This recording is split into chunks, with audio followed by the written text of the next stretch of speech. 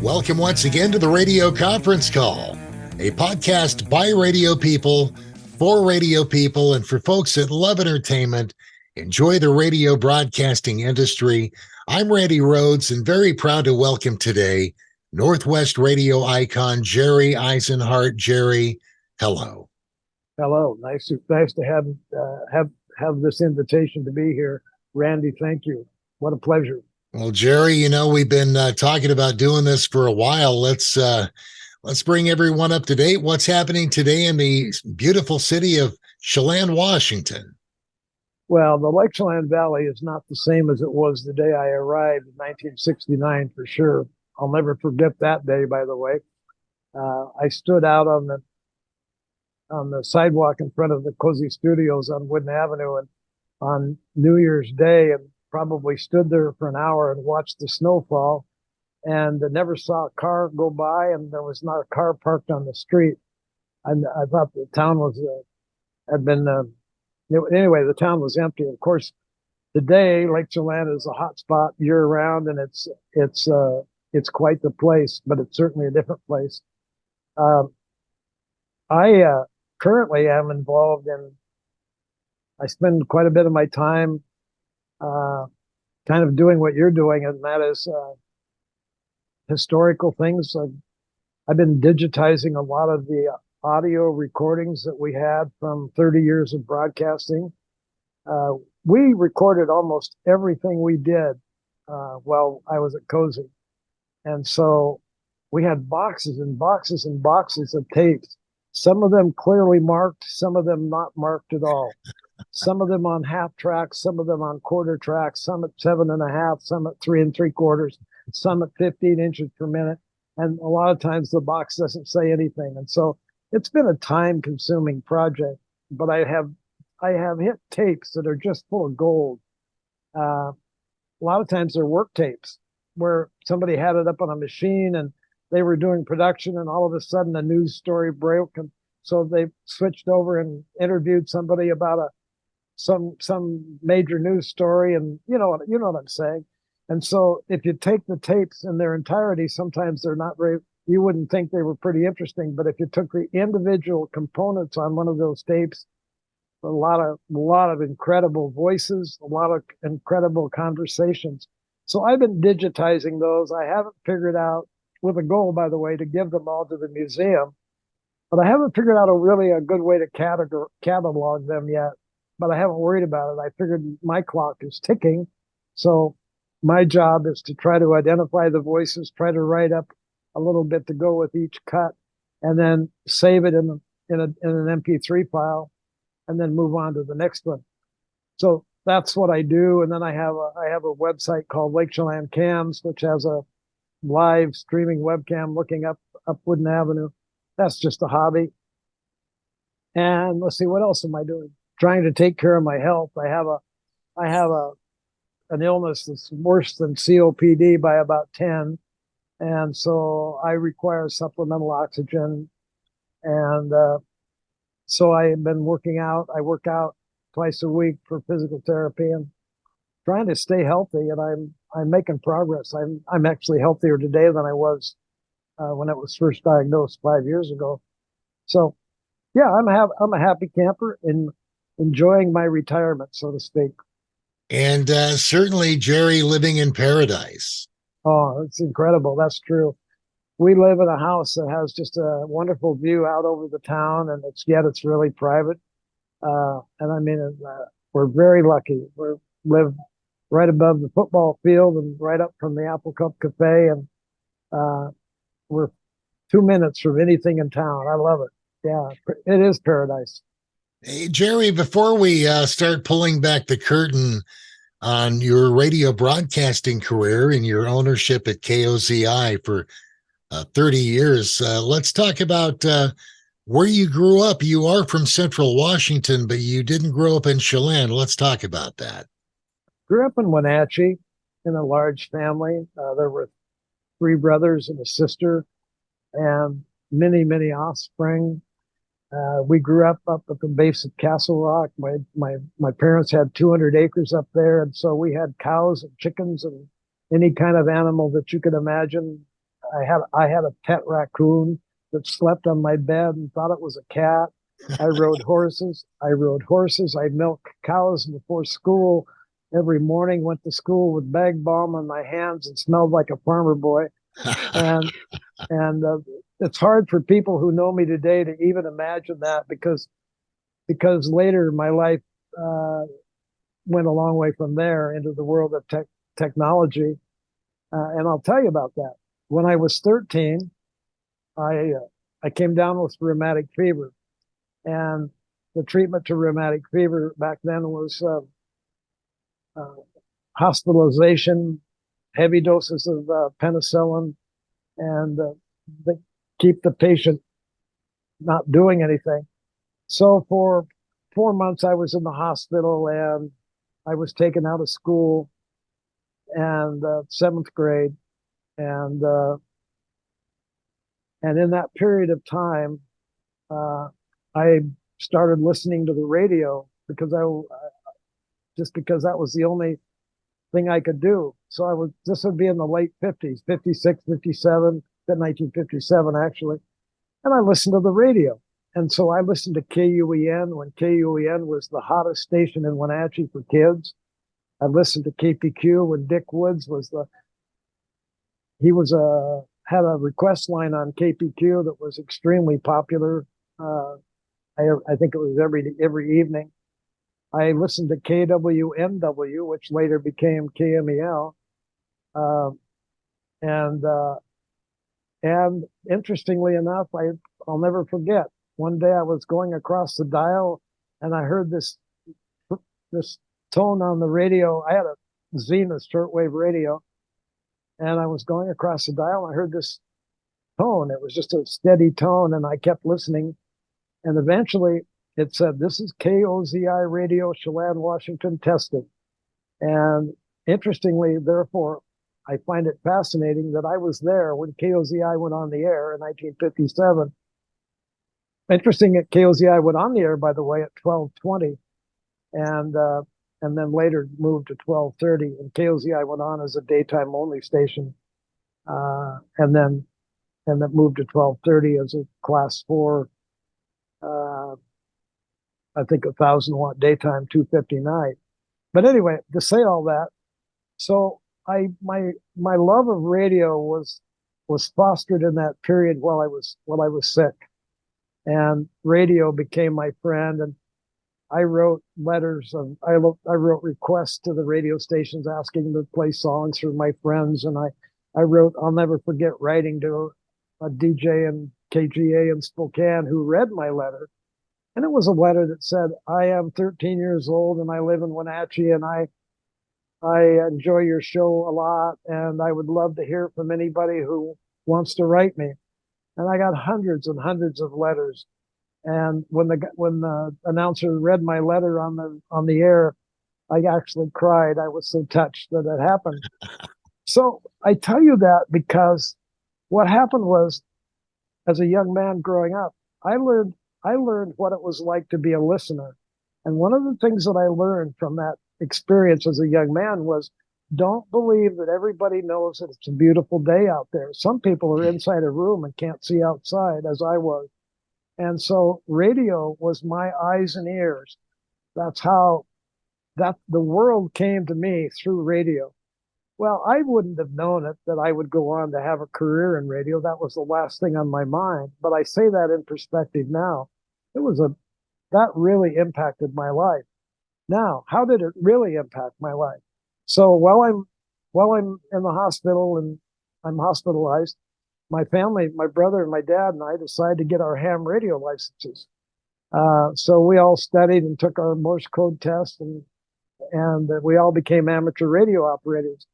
So when I was released from the hospital and allowed to go home, and I had a wheelchair, I could wheel around the house, and I could wheel out into the living room where my dad had put the ham radio station, and I could talk on the ham radio. And I talked on ham radio all over the world by Morse code or by voice or whatever. And then that began my interest in electronics. And pretty soon I was an electronics nerd, and I wasn't nearly as interested in milking cows and riding horses as I had been. But I did live out on a ranch, so we did have daily duties. I mean, like I mentioned that about milking cows, and in the in the 10th grade, I'll never forget. I milked 2 cows every morning before school, and you'd go to school with your cowboy boots on and your bag balm on your hands from milking the cows. And I was kind of a nerd. Yeah, I was a nerd. I was a good student, uh, just trying to find his way. And I would say that the interruption of my illness really left me with I had no friends. All the friends from grade school had gone on to other friends. And so when I came back into the educational system in the 9th or 10th grade, it was pretty lonely. Turned out for football, wanted to prove that I was healthy and well. I didn't do very well. I graduated from Wenatchee High School in 1962. I was strong in music. I was strong in mathematics. I was strong in the sciences. And I went to Wenatchee Valley College for 2 years. In my second year at Wenatchee Valley, the coach Tom Perry he was teaching a life-saving class as one of the classes at Wenatchee Valley. And he came to me one day and he said, "Mr. Isenhart," he said, you're one heck of a swimmer." And I was. My parents had a swimming pool and we swam a lot. And he said, "Why don't you turn out for football?" And so I said, "You know what? That's a great idea." And so I lost a lot of weight my second year, or the summer between my first and second year. I bought a bicycle. I trained. I did everything I could to play football for Wenatchee Valley College my second year. And I turned out, and on the very first night, the very first game of the season, I got a head concussion in a pileup. I was brokenhearted. So I went down to KPQ and I said, "Hey, I just am no longer part of the Wenatchee Valley College Knights, and I worked really hard to be a part of that team. Is there any chance I could go along and be your technical guy and take your equipment and set it up and maybe be a spotter and travel with KPQ sportscasters?" And they said, "Sure, we'd love to have you." Well, I never made it that far. They ended up putting me as a board operator at KPQ on Friday nights and Saturday nights and Sunday afternoons. And I was their weekend announcer at KPQ, and everybody else got the weekend off. I lived there. I mean, literally, I lived there. It seemed like I slept on the couch at KPQ. And it was from that job at KPQ that I got a call from Don Bernier at KMEL.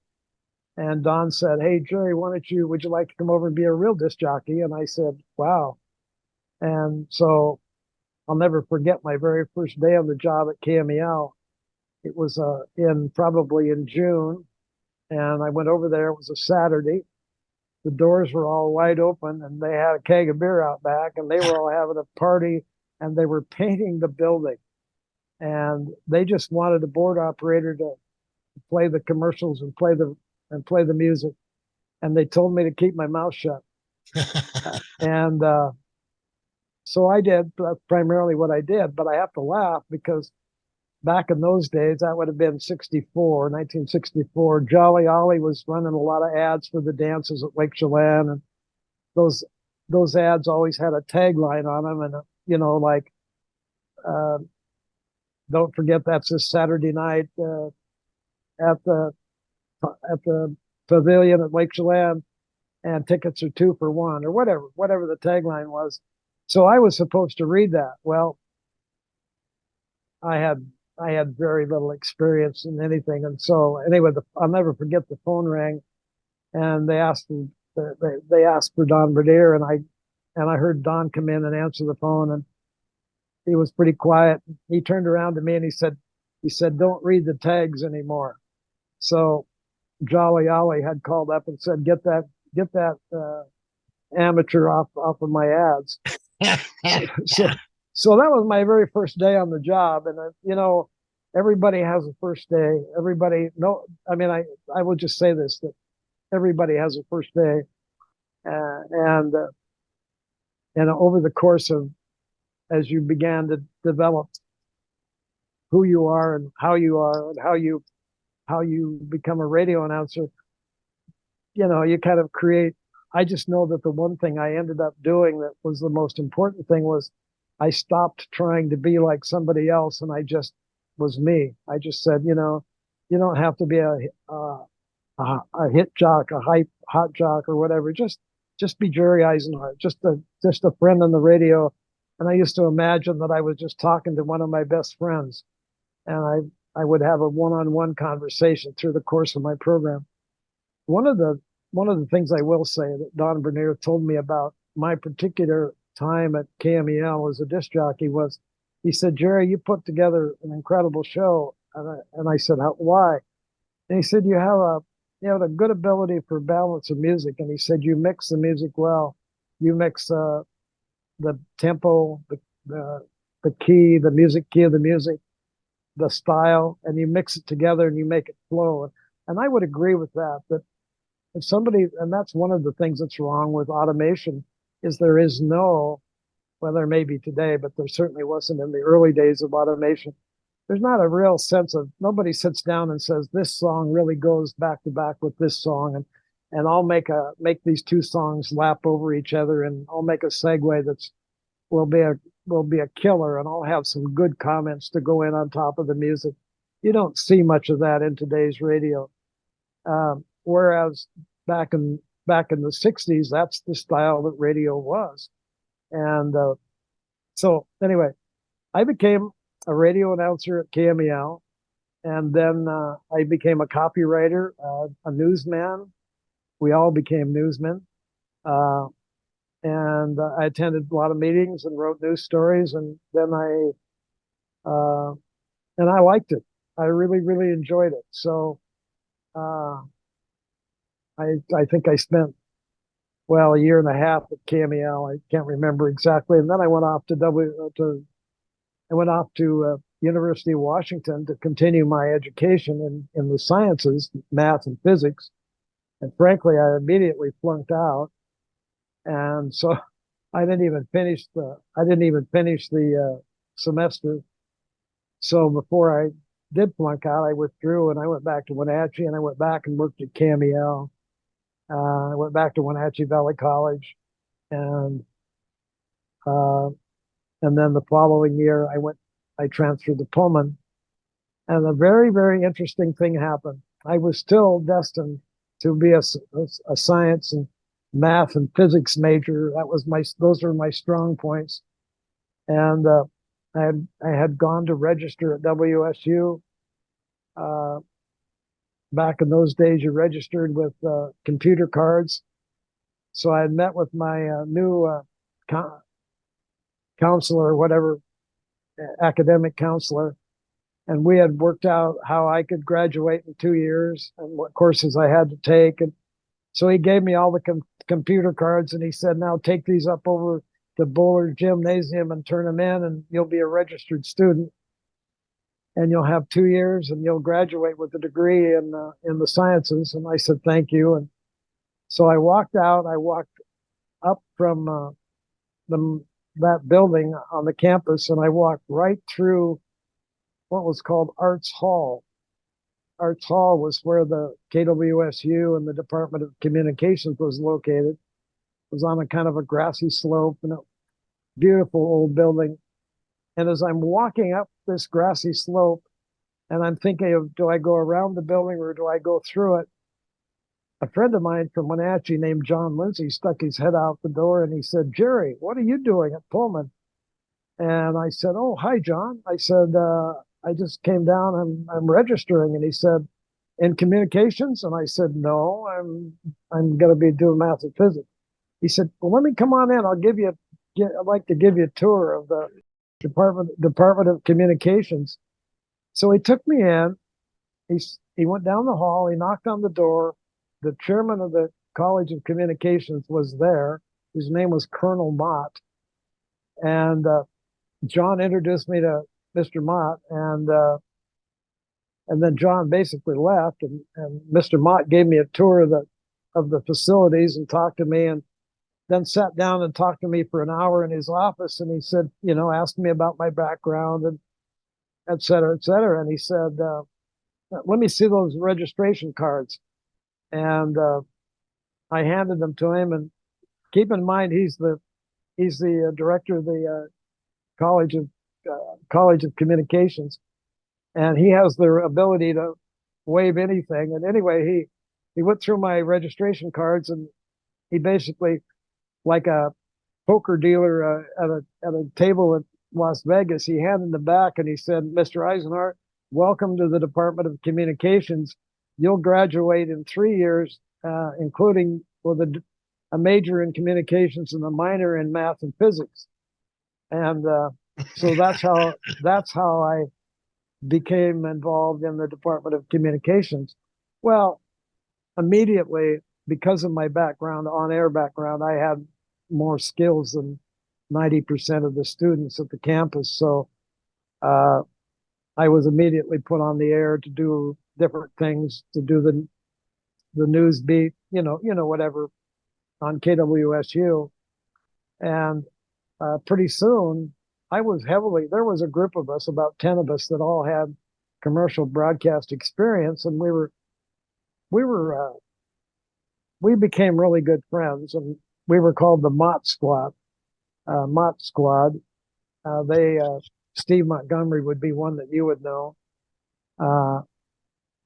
Steve Montgomery, I assume, the hydroplane guy. Yes. But Steve would be one. Ron Carter, who later became the manager of Cairo. Anyway, we had some incredibly talented people in the Mott Squad, and we put out one heck of a product. And so on my senior year at WSU, I was made the station manager of KUGR, the student station. I was made the host of the morning talk show called Coffee Pot Parade. And I did the morning, and I did the noon news every day on KWSU. And I was the weatherman as well. So I had multiple duties. I was on the air a lot on the campus radio station. Plus I worked at KRPL, the station that's all heart. Oh, it was a great station in Moscow. I worked at KRPL on weekends. And I worked at KCLX at nights during the week. KCLX is in Colfax. All of this, try to earn enough money to pay to go to school. But I got a lot of work in, and so I was eventually appointed I was nominated and accepted into Alpha Epsilon Rho, which was the broadcast journalism honorary, kind of like Phi Beta Kappa, but for broadcasting or for journalism. And then I was also introduced into Sigma Delta Chi for journalism. Oh, I forgot. And I did work for the Evergreen newspaper, and I wrote a lot of interesting stories. Back in those days, the Vietnam War was a big rage, and drugs on campuses were big stories. And I wrote a lot of controversial stories that, where they called me in and said, who told you this? And I had to say more than once, I can't tell you. All I can tell you is that I did speak to a student who told me this, and blah, blah, blah. It was interesting. It was a fun time. I loved what I did. I didn't have much social life. I loved what I did. I worked, and I worked hard. Well, anyway, so as the vice chairman of Alpha Epsilon, AE Rho, of Alpha Epsilon Rho, that organization put on the annual Edward R. Murrow banquet, which was in its infancy back then. And I was the master of ceremonies for that banquet in my graduating year, my 1967. And I was therefore in charge of it. So this all does kind of come to play, because as I was putting that event together, by the way, I wrote letters to all sorts of people, Red Skeleton, Johnny Carson. I'm trying to think of all the people that I wrote letters to asking if they would come and be our guest speaker for our annual banquet. And I have all these letters that these people wrote back, handwritten letters saying, "Dear Jerry," or "Dear Mr. Isenhart," and crossed out, "Dear Jerry, I remember well my senior year at," and how I would love to be there and be part of your annual banquet, but I'm already obligated. I wish you well. Sincerely, Art Linkletter. You know, some of my very favorite artifacts of my life. But anyway, so by the way, the guest speaker for that banquet turned out to be Elmer Lauer, who was the president of ABC News. And I think Johnny Carson would have been a much more entertaining speaker, by the way. But anyway, as I was in charge of this event, I'm down there at the college, and the dinner is on a Saturday night, and it's a Friday evening, and the phone rings, and I answer the phone, and there's this guy with his big, deep voice, and he says, "This is Bob Consi." And I said, "Good evening, Mr. Consi." He said, "I'm out here at the airport, and I need a ride into town." I said, "Well, Mr. Consi, I can come out and give you a ride into town. You're coming in for the banquet?" "Yeah, that's correct." So I drove out, picked up Bob Consi, brought him in, took him to the hotel, and as we talked, he was with International Good Music, which was an automation company that was they were a new company in the world. Broadcast automation was new, but he was a voice. He was one of the voices that tracked, did the music reels for broadcast automation. And Consi had graduated from WSU, and he had one of those deep, those deep radio voices that were very unmistakable. So as we talked, coming and going, we discovered we have lots of friends in common, and so when I departed him, after I left him, dropped him off at the campus, I said, "Mr. Consi, when you're ready to go back out to the airport, just call me and I'll come and get you and take you back out." He said, "That would be very kind of you." I said, "Well, it's my pleasure."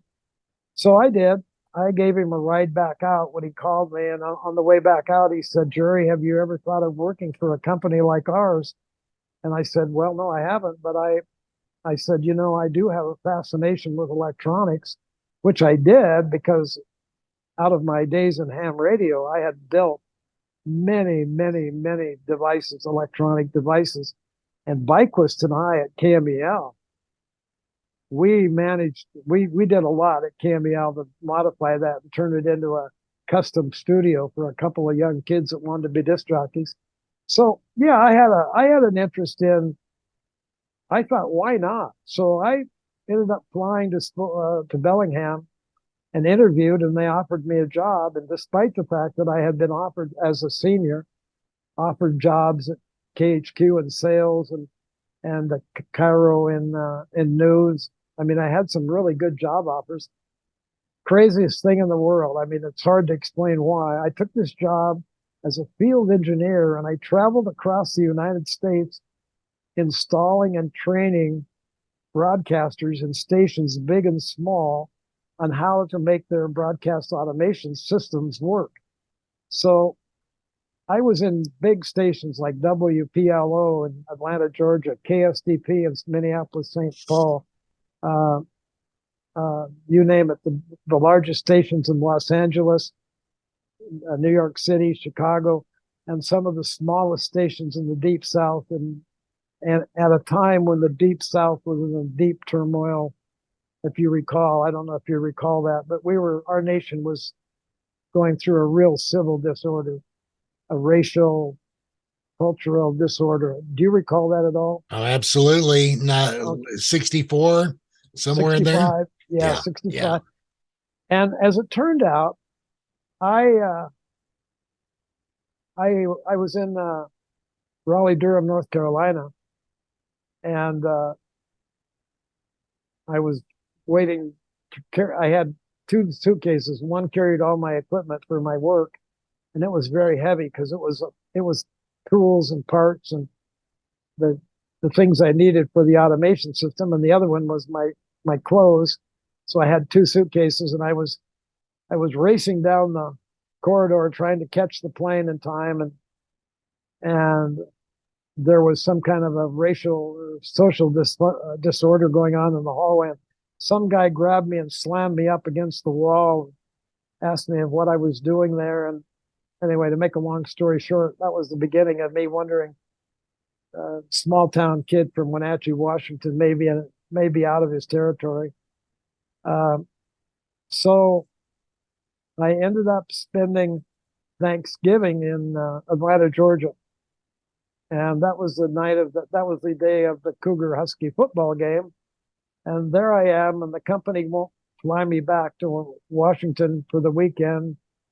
And they tell me, just go have a good dinner. And anyway, so I call up Wenatchee and I get Byquist because he's still working at KMEL.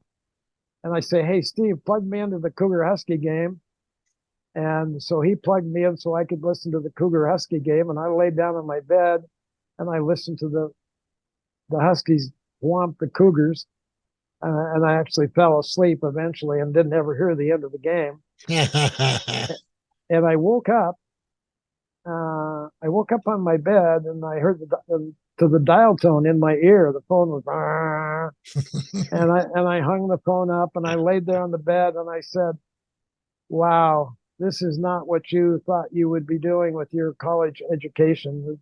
And then I said to myself something I did later in life many times, but I said, "So what would you be doing if you could be doing anything in the world?" And I laid there and stared at the ceiling and thought about it and thought about it and thought about it. And I said, well, I would own the radio station at Lake Chelan. And that was in Thanksgiving of, I believe, 1967. I'm not sure of the year. And the irony is that by 1969, that had come to pass. I say that because I want to say something. Be careful about what you dream about. Well, here's what makes it even more crazy. According to my research, and correct me if I'm wrong, that was Thanksgiving of 68. Okay. And by 69, you're posturing to own KOZI in Chelan. Now that's probably more accurate. That's correct. Wow. Yeah. So move us toward the the interest in the purchase in KOZI. So after all these bad experiences traveling, I ended up flying home to Bellingham, and it had been a long 6 weeks out on the road, and a lot of civil disorder that I had encountered, and I was just tired. And I got in late to Bellingham on that particular day. So I came into work at noon, and the lady said, we're going to have to dock you for a half day's pay. And I said, oh, no, you're not going to have to dock me. I came in to give you my resignation. And I reached into my pocket like I had a letter in my pocket, but I really didn't. And I said, oh, I must have left it in my car. I'll be right back. And I went home and typed it up in a hurry. And I went back and I wrote up this letter of resignation. And so Johnny on the spot, whatever happened in my head, I resigned. By the way, it was a great job. I mean, it paid well. I got the chance to see the world. It was like a paid graduate school for a guy that had studied broadcasting. But because I had dinner with the owners and the engineers and the sales managers of big and small stations in every market you could imagine. And while they were asking me how the equipment worked, I was asking them how their stations worked and what they did to be successful. And it was a two-way street for me. And by the way, I stayed in a lot of those people's homes, as it turned out. So I made a lot of personal friends. Well, there I was. I had quit that job. I went back home to Wenatchee, and I went to work back at KMEL again. And then it was while I was at KMEL that Stuart Moss looked me up. Stuart Moss, the owner of KOZI, looked me up and said, why don't you come and talk to me? I thought he wanted to offer me a job. I drove to Chelan. He said, how would you like to come to Chelan? I said, well, what do you got in mind? And he said, Jerry, I followed your career at WSU. I followed your career in Wenatchee Radio. I followed you on the air in the Palouse country. Your family has deep roots in the Lake Chelan Valley. I think you'd be a perfect fit. I'd like to sell you my radio station. I nearly wet my pants, and I mean that. That's not just a phrase. I nearly, because that would have been what anybody my age in the industry would have. That would have been a dream come true for anybody. And there it was, and it was. I said, well, I said, I'm still paying off my education, and I don't really have a lot of money, but I said, I'm very interested. And he said, I'll make it work for you. If you can come up with a moderate down payment, I'll make it work. And he did. And I never missed a payment. And that's the story. And, the irony was that, like I think I mentioned, I've told you some, but my father, who I went home to Wenatchee. I talked to my dad, who was a businessman in Wenatchee. My father did not like the broadcast business. He had come down to KMEL one night when I was on the air and pulled up a chair beside me and had literally said, I sure hope you're not planning to make a career out of radio. And I'll never forget that conversation because, what was it? 2 years later, he and I were partners. My dad, he was a really good businessman of his own. He had operated Isenhart Furniture for many years, and he was really a good accountant. But he knew nothing about broadcasting, and that's the truth. And as it turned out, I knew nothing about bookkeeping. So he kept the books. I ran the radio station, and in 18 years of the partnership until he died, I only had one argument with him in those 18 years that was even worth mentioning, and it was mighty insignificant. I was a really lucky young man because my dad and I got along so well together. And I would say this, that the one thing that he did give me, and it's a really important gift, was that I just was naturally tight with my money. We didn't spend any money we didn't have to spend, especially in the early days, because we didn't have it.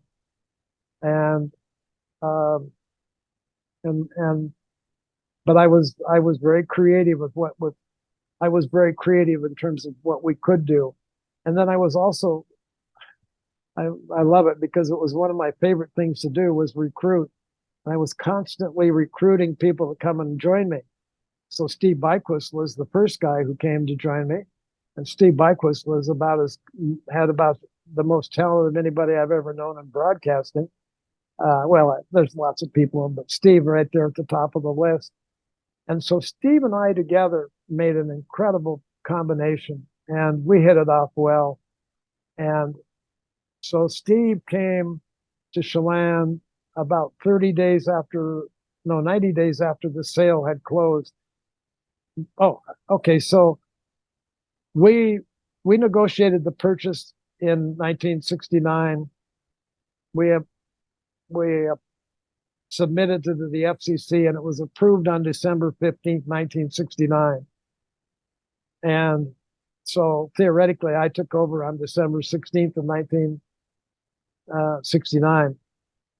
I had to laugh. Mr. Moss, the owner, did not actually leave his office until the last day of the year. And not only did he not leave his office, but he was smart enough to know that he ran all of the ads in December for the Christmas people. He ran them all before December 15th.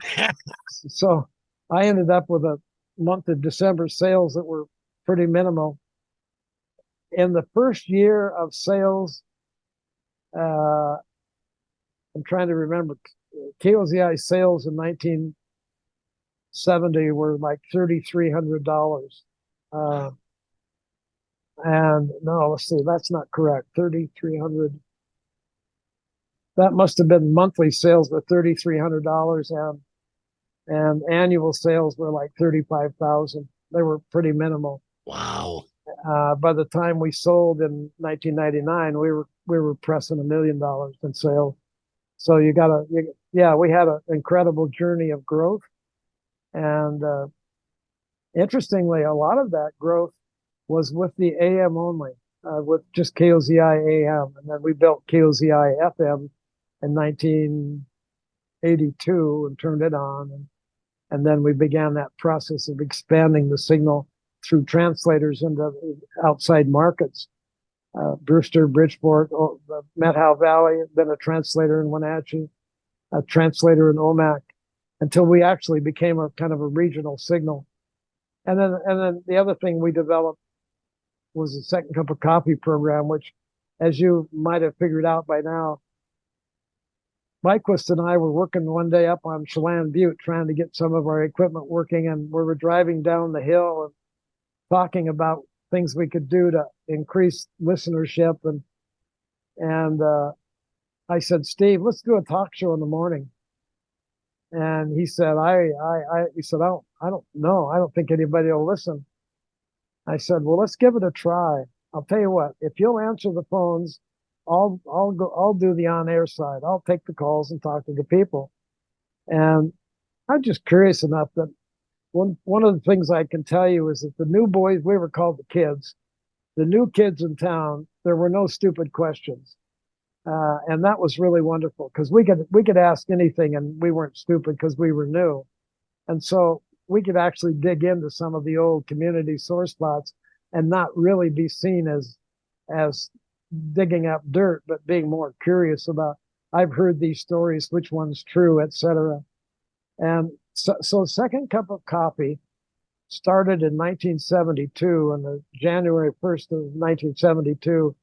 And I have to tell you, it was like a switch came on, and our audience began to grow and grow and grow, and it was just incredible. Our sales went up. We added staff. It was a wonderful journey, and our position in the valley became, well, it was really obvious that no one would think about this, but Chelan and Manson and then the 25 Mile Creek area were all three distinct communities, and they really had very little to do with each other. And then here came this program called Second Cup of Coffee that everybody could listen to. And all of a sudden, the people in Manson started listening, and they started hearing the people in Chelan talking about their concerns and their problems. And the people that lived just across the lake from the people in Manson on the other side, the people at the yacht club or up at the 25 Mile Creek, those people all of a sudden discovered that, oh my gosh, the people in Manson have the same issues that we have on the South Shore.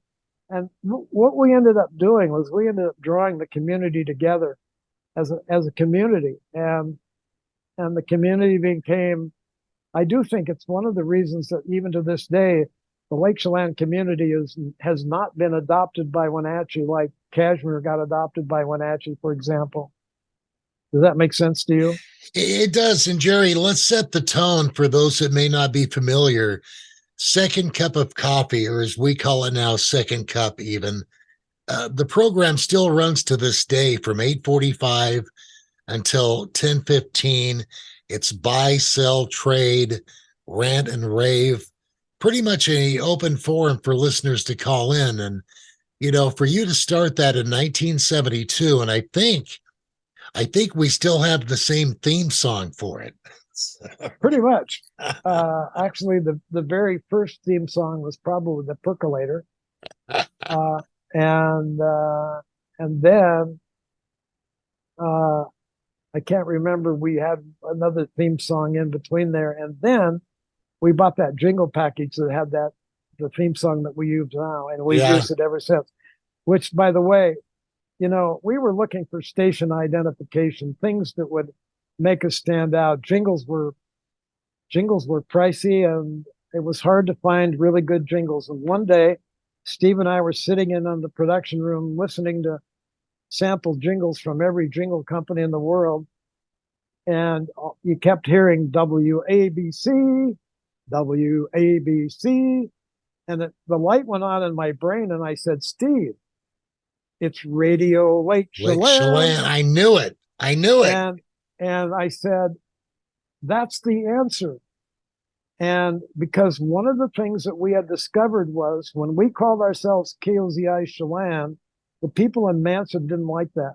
They said, no, you're Lake Chelan. This is the Lake Chelan Valley. This isn't the Chelan Valley. So we became Radio Lake Chelan. And literally, We did that on everything, letterhead, you name it. And it was interesting because we actually had many, many payments that came, checks from clients that said, make payable to Radio Lake Chelan. They didn't say KOZI Radio, North Central Broadcasting, anything else. They said, make payments to Radio Lake Chelan. But on the other hand, that's also how we answered the phone. We answered the phone, Radio Lake Chelan, this is Jerry, may I help you? Why did we do that? Because in some ways, the old words KOZI had been, we wanted to get away from KOZI. We wanted people to know that there was somebody new in town, and we didn't want to be just KOZI. And so the Radio Lake Chelan really fit the bill, and that's who we became then. So yeah, what's really interesting is people might not think, but I can tell you that almost everything we did was by design, and after lots and lots of thought. By the way, the Second Cup of Coffee, the name of that show came because when I was at WSU, remember I did a morning show called Coffee Pot Parade. Yep. And so as Steve and I were talking about names of shows, I said, how about, I said, what we're really looking for is mom puts the kids on the school bus, sends dad out the door to go to work, and sits down and has a second cup of coffee with Steve and Jerry. Yeah. And so that was the idea. And by the way, the program initially started at 8:00 and was done at 9. But then what happened was, as our listenership grew and our participation grew, we just had to expand everything out for the commercial load. And so eventually it started at 8:30 and got done at 10 and sometimes 11. And on a really hot day, the program could even go as far as noon. We did not make any limits to the program. We let the program be whatever it was going to be. And the one really important thing was we knew that Governor Dixie Lee Ray was going to be our guest tomorrow, but we didn't tell anybody. And there was a reason for that. We purposely said, we want to make it so that you can't afford not to miss the show. And we don't want to tell you so you could decide whether you wanted to be there. We wanted to make it so that you said, dang, I should have been there. And I won't miss another show. And I can actually tell you, one time I interviewed Gene McCubbin. Gene was a survivor of the Bataan Death March that owned Gino's Pizza Parlor. Yeah, I don't know if you ever knew him, but fascinating guy. And he had survived the Bataan Death March. And I knew him quite well. And I can tell you that I can think of 4 or 5 people that told me as they drove south to head to Wenatchee that morning, when they got close to being out of range, they pulled their cars over and stopped and just listened till the program was over. The interview was absolutely fantastic. Sadly, I gave Gene a copy of it on a cassette, and I kept a copy myself. I cannot find that cassette. It's one of those, it's a cassette that I'd give anything to find. I've reached out to his family to see if they have it. They agree they had it, but they don't know where it is. But his stories were pretty phenomenal. We did a lot of interviews, by the way, on the Second Cup with survivors of World War II, bomber pilots that survived, prisoners of war. But we did a lot of interviews with all kinds of people. There were no off limits. I mean, yeah, it was a fun program. And eventually we did have one rule on the Second Cup of Coffee. And that was, if you could imagine that you had Class A announcers and Class B announcers and Class C announcers. I'm going to say A being the top grade and B and C. The only people that were ever allowed to do the Second Cup of Coffee were the Class A announcers. And if that meant me not going on vacation or whatever, that's the way it was. But we made sure that program was always hosted by our very best. By the way, early on, before Second Cup of Coffee took off, Steve and I, who were by far the best announcers on the staff between 1970 and 1972, Steve and I worked weekends. Why? I can tell you exactly why. Because most radio stations had their worst announcers on weekends. And guess who came to the lake? The people that were used to listening to Wenatchee radio. And they came and they listened and they said, there's Isenhart, there's Byquist. Wow. So that's how we build our audience as well. And certainly, Jerry, a lot of the tourists coming in from Seattle, Absolutely. Well, and so as satellite services became available, and for example, when we became a Seahawk station, we had a link to Cairo for the Cairo feeds, and we had permission from Cairo to take anything they were doing and put it on our station because so many of their listeners were over here. So if there was a major accident on the floating bridge, we would say in the morning newscast, let's go to our sisters, our affiliate station, KIRO in Seattle, for an update. People loved it. That's just thinking outside the box, Jerry. And it's just wonderful what you started at KOZI. And I was going to mention also, to this day, the way I see KOZI, it's owned by Chelan Valley Media Group. I'm part of that group now. KOZI to this day remains the station, I think, that people are afraid to not listen to because they might miss something. Yeah, I'd agree with you. And that's a pretty enviable position to have. So when you got Byquist, Steve Byquist, you stole him from KJRB in Spokane, right?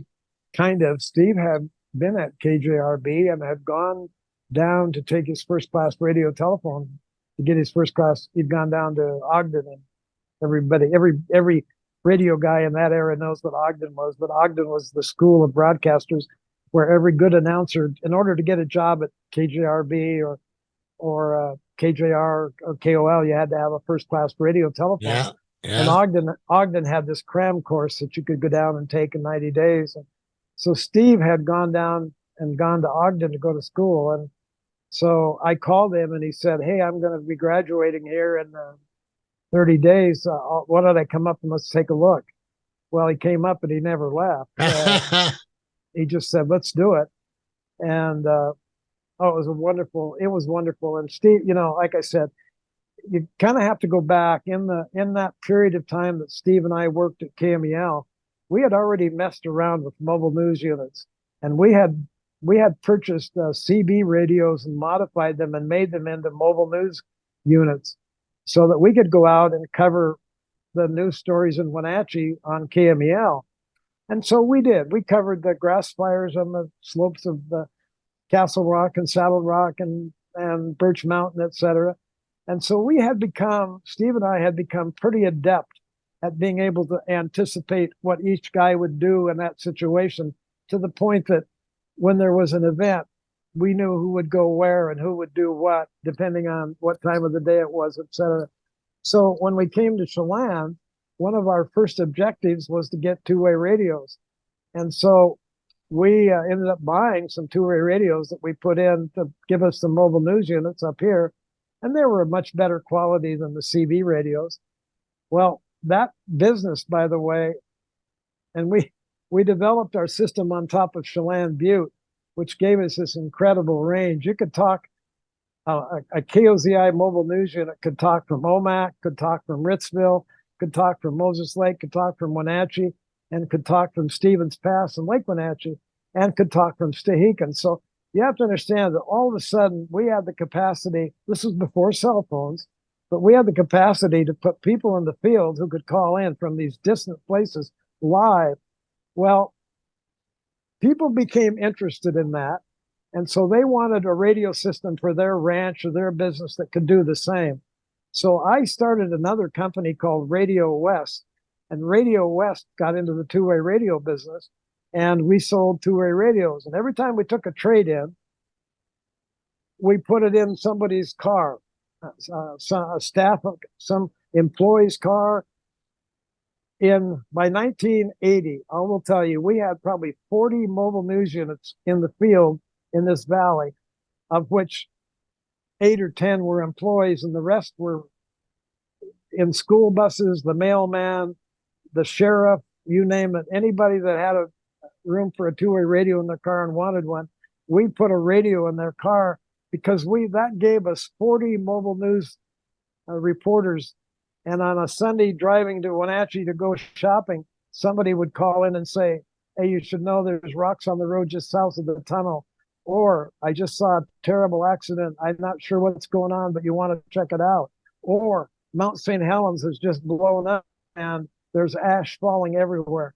So we have this incredible mobile news unit system that also really facilitated. So when we had those major disasters or incidents like the fire, the 1995-94 fire, et cetera, we had the capacity to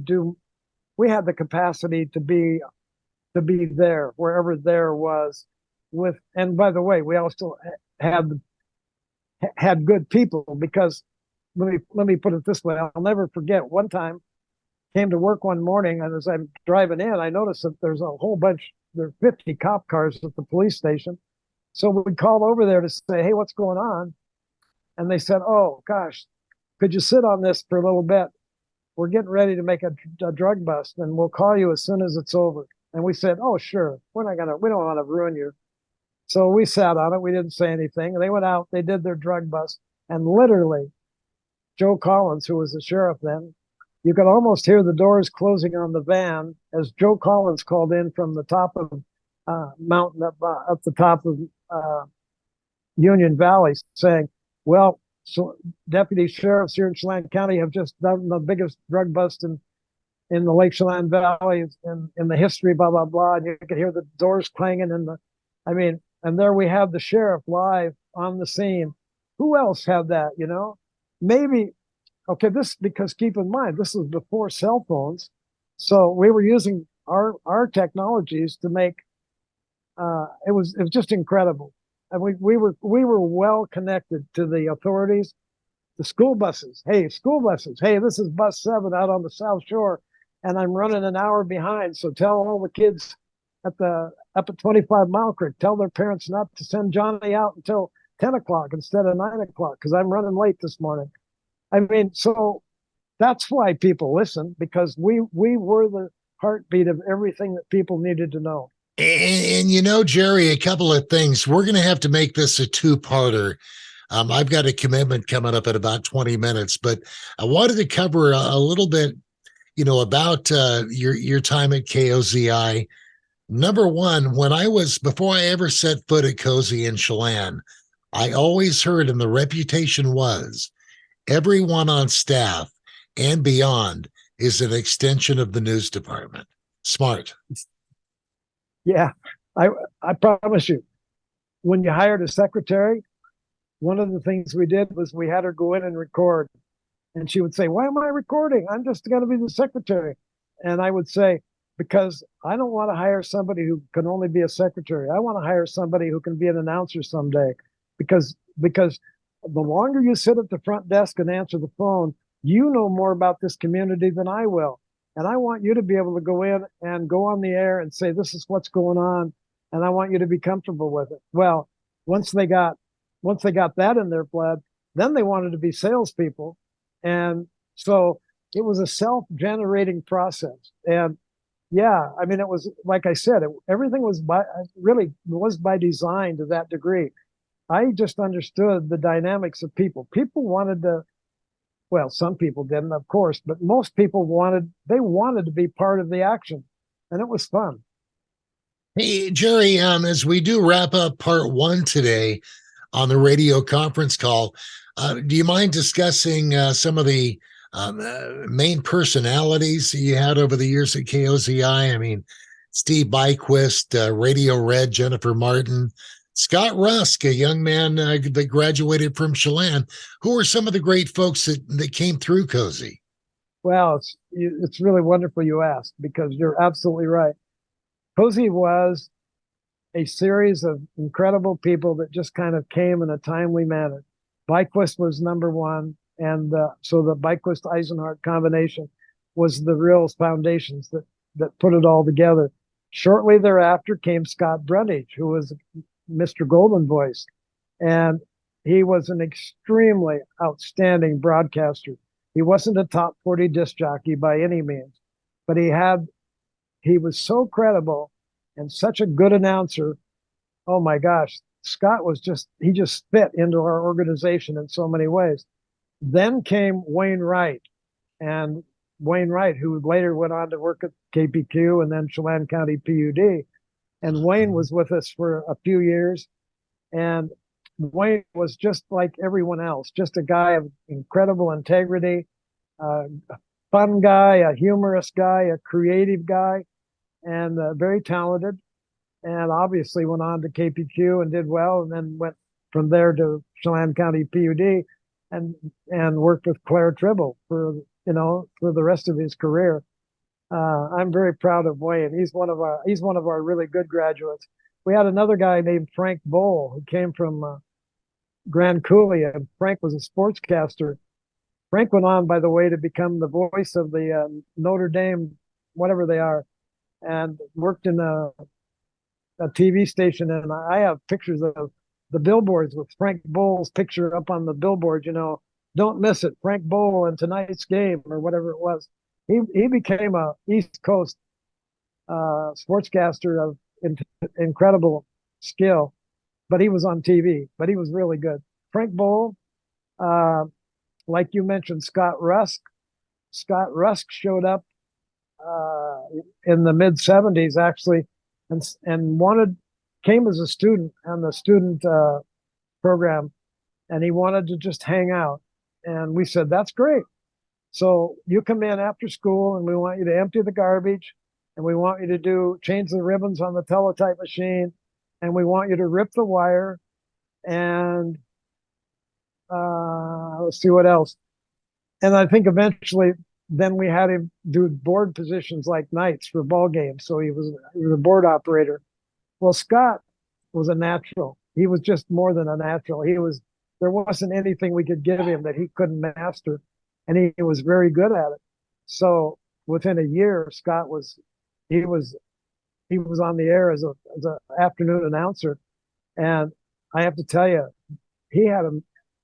Scott had a. I remember I told you about Don Bernier saying that I put my music together well. Scott had that capacity, but it was 20 years later, and there was no way that I could have put the music of the 80s together well, because I didn't even know what it was. Scott made KOZI musically sound extremely good all the time. He just had it, and he had the beat, he had the rhythm, and he understood the ethics of our company too. So everything he did was really top notch. I am so proud of him, and of course he went on to become station program director and all sorts of things at other stations along the way. He's had an incredible career, and I think he still does voice tracks for KOZI, does he not? He does some commercial work for us. Oh yeah. I want to let you know, Scott was recently named operations manager for a group in Spokane. Wow, I'm not surprised. Yeah, he is just one very, very talented guy. Hey, go ahead, Jerry. No, go ahead. Before we wrap up part one, I want to throw a name out at you, and a very well-known local person in Chelan to this day, Ray Dobbs. Well, that was my next name. Then came Ray Dobbs, and Ray, I'll never forget. Steve called me and said, "Hey, this guy just walked in, and he sounds like Walter Cronkite. He's got this deep, resonant voice, and he's a newspaper man, but he's marrying one of the girls that lives up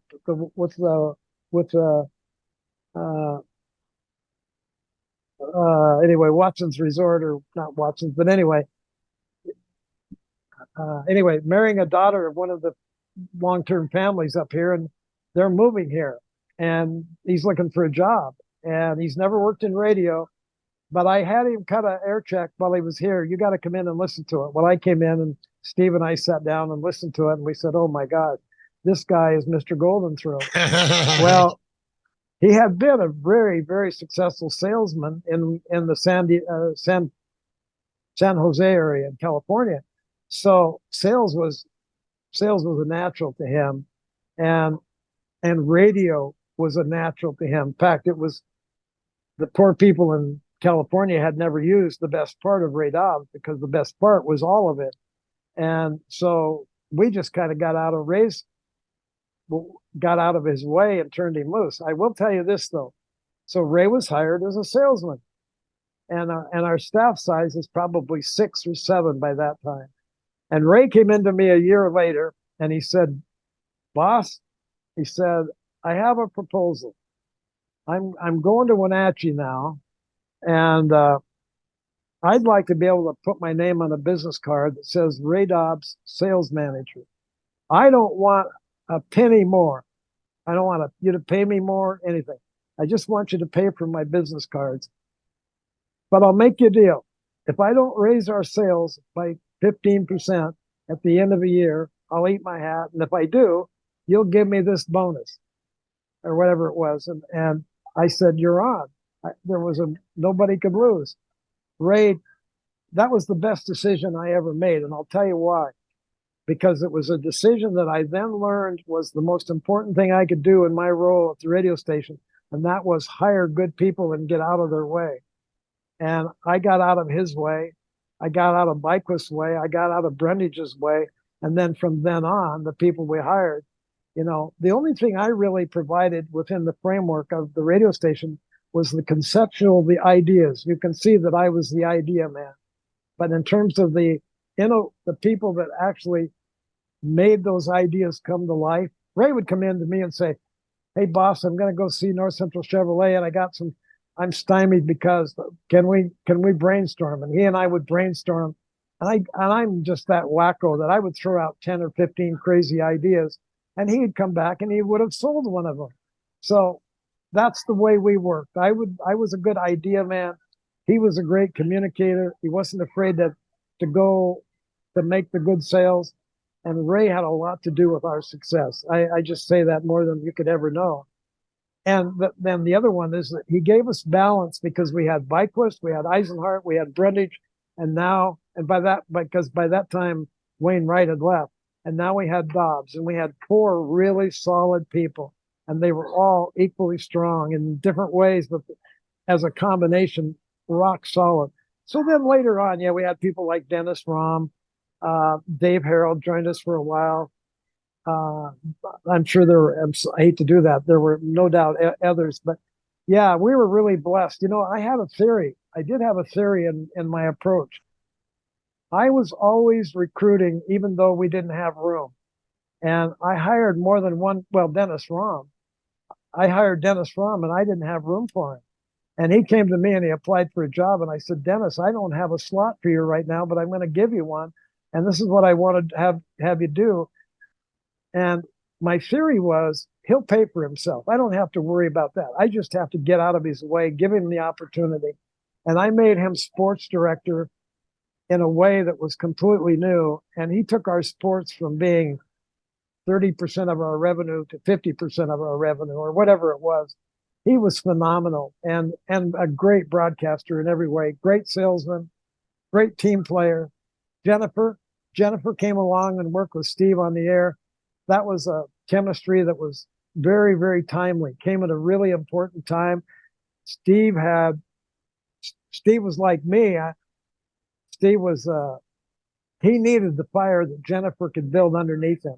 And she was that. And I can't think of anybody in the office that could have done that. Jennifer was the right person. So yeah, you know what? Great people, an incredible staff. Yeah, absolutely. Jerry, if you don't mind, you've heard the adage in entertainment, always leave them wanting a little bit more. And we're going to have to break away for this part 1, but would you promise to join me for part 2 in the next few days? Love to. Jerry Isenhart, our guest on part 1 of this edition of the radio conference call. And Jerry, we can go on for a couple of hours, but let's take time out in the next few days to get together and we'll run part 2. And we want to pick up with the personnel we just talked about, the transition to KOZI FM, your eventual sale of the radio stations, share success stories. There's so much more we want to touch on, and we just can't get it all in today. No, I understand that. My pleasure. Look forward to it. Always leave them wanting more. Thank you. Thank you for this opportunity. All right, Jerry Isenhart, wrapping up this edition, part one of two, maybe three, on the radio conference call. And Jerry will be visiting with you again in the next few days. Thank you.